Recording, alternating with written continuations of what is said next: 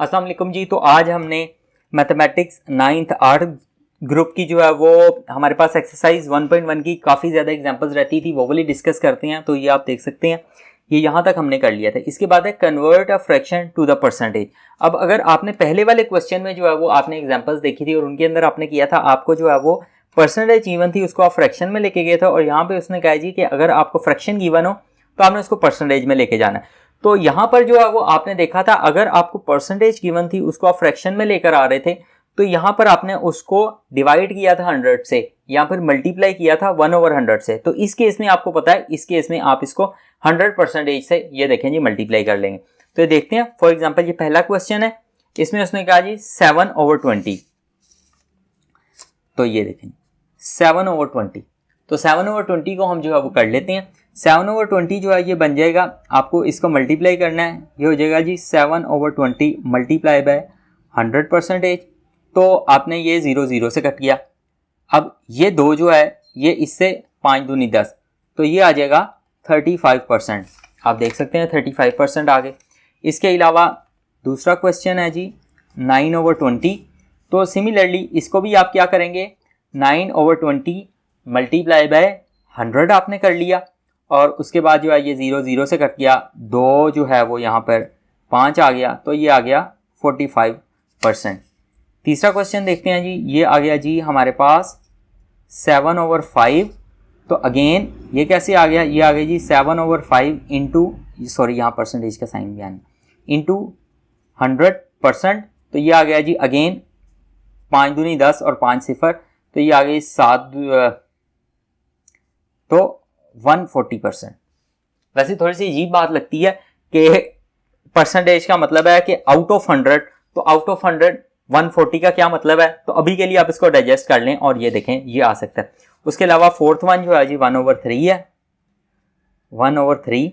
तो अगेन ये भी कैसे आ गया, 1/3 मल्टीप्लाई बाय 100%, तो ये इक्वल टू आ गया। अब ये देखें जी, यहाँ पर ना दो तरह के काम हो सकते हैं, दोनों चीज़ें जो है वो मैं आपको बता देता हूँ कि किस तरीके से जो है वो हो सकता है। अच्छा, तो ये आ गया जी, हम इसको वो जैसे हमने यहाँ पे फ्रैक्शनाइज किया था, तो हम इसको फ्रैक्शन थोड़ी सी बना लेते हैं। तो ये आ गया जी 100, और यहाँ पे आ गया 3 3 are 9, 3 3 9, 10 बच गया, और फिर आ गया जी 3 3 9 और 1। तो इसको आप जो है वो कैसे लिखते हैं, इसको आप लिखते हैं, ये चीज़ पहले आ जाती है 33 1/3%।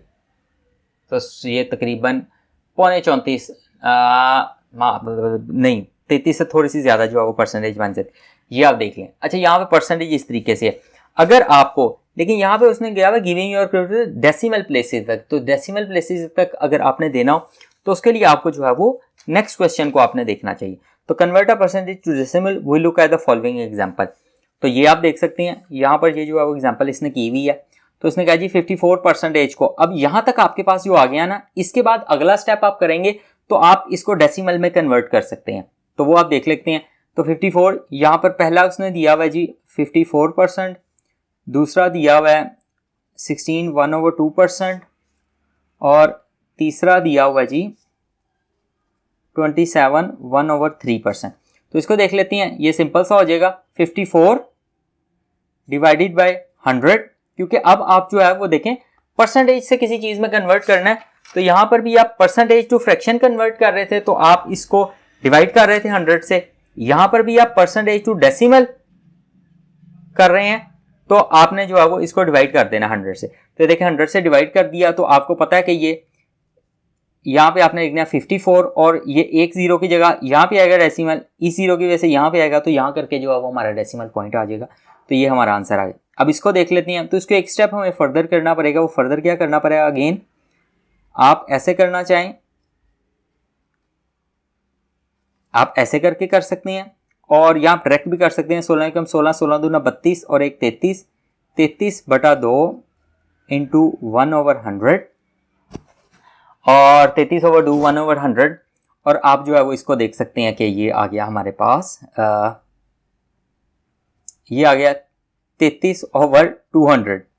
अच्छा, तो अब आप जो है वो इसको लाजमी तौर पे आपको कैलकुलेटर से करना पड़ेगा या पेपर से काफ़ी लेंथी जो है वो स्टेप के थ्रू करना पड़ेगा। इसका आसान सा तरीका मैं आपको बताता हूँ।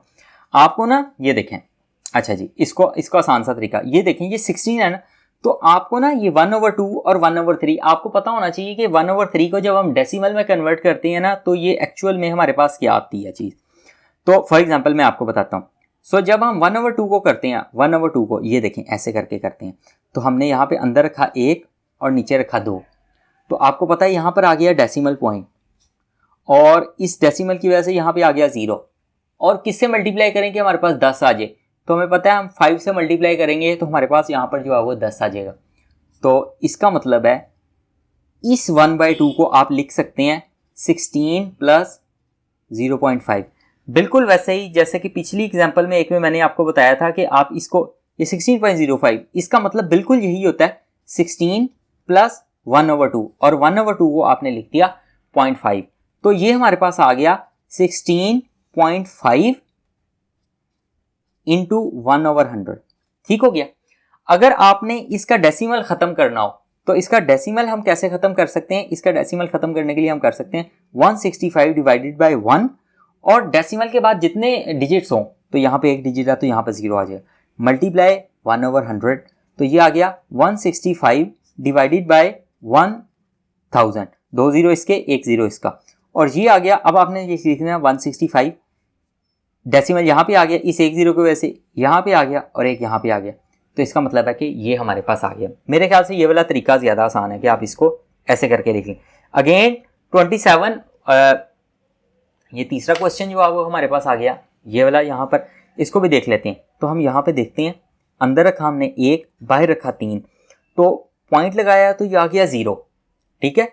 और इसके बाद हमें पता है 3 3 9 होते हैं, अगेन 1, और जब हम ये 1 1 करेंगे ना तो ये देखें, अच्छा इसका मतलब है 0 उतार लिया, जितने मर्जी हम 0 उतार सकते हैं। अब डेसिमल तो हमारे पास लग गया, सॉरी 1 0 उतार सकते हैं, 1 0 उतारा, फिर 3 3 9, तो आपको ऐसा फील आ रही होगी कि यार अब ये तो चलता ही जाएगा 0.3333 और ये कहीं पर रुकना नहीं है। इस वजह से हम जो है वो इसको लिख लेंगे, ये वाली चीज़ को हम लिख लेंगे 27 प्लस 0.3, आप 0.33 लिख लें या जो भी लिख लें, इंटू 1/100, तो ये आ गया हमारे पास 27.33, और अगर आपने इसको बटे में लिखना हो तो आप लिख लेंगे, अच्छा जी ये 27.33 इंटू 1/100, और इसको हम लिख सकते हैं 2733 डिवाइडेड बाय 1, डेसिमल के बाद 2 डिजिट्स थे तो मैंने 100 लिख दिया, इंटू 1/100,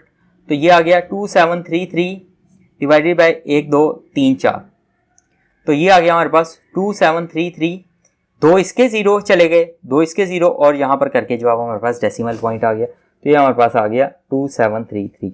अच्छा, ये आपको ना यहाँ पे उसने बताया होगा कि कितने डेसिमल्स तक आपको करेक्ट आंसर चाहिए, जैसे कि आप यहाँ पर इस क्वेश्चन में जो है वो देख सकते हैं, ये देखें जी, your answer to the correct to the 1 decimal places तक। तो जब 1 डेसिमल प्लेस का होगा तो इसका मतलब ये है कि हमने, अच्छा तो इस केस में हमें यहाँ तक करना होगा, लेकिन यहाँ पे इसने यहाँ तक नहीं, कुछ इससे आगे के क्वेश्चन दिए होंगे। तो अगली वीडियो में जो है वो हम देखते हैं बाकी के जो हमारे क्वेश्चन हैं, और फिर हम जो है वो मूव ऑन कर जाएंगे अपनी एक्सरसाइज की तरफ, और हम अपनी एक्सरसाइज 1.1 जो है वो कंप्लीट कर लेंगे। तो इस वीडियो के लिए इतना ही। अपना बहुत सा ख्याल रखिएगा, कोशिश करें दूसरों के लिए आसानियाँ पैदा करें। इंशाअल्लाह ताला आपका रब आपके लिए ज़रूर आसानियाँ पैदा करेगा। अस्सलामु अलैकुम।